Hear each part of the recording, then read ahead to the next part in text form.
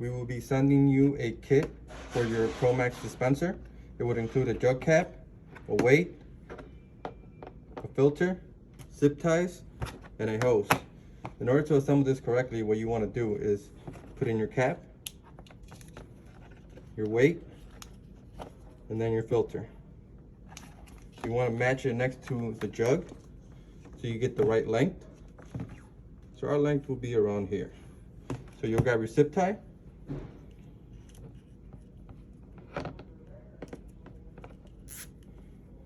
tie it as much as you can, cut it off, and then just put another zip tie on top.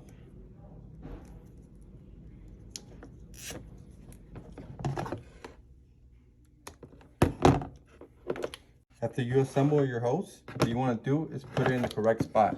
So this dispenser shows 1, 2, 3, and 4. 1 being the connection in the back, 4 being the connection in the front, 2 being the connection in the back, 3 being the connection in the front.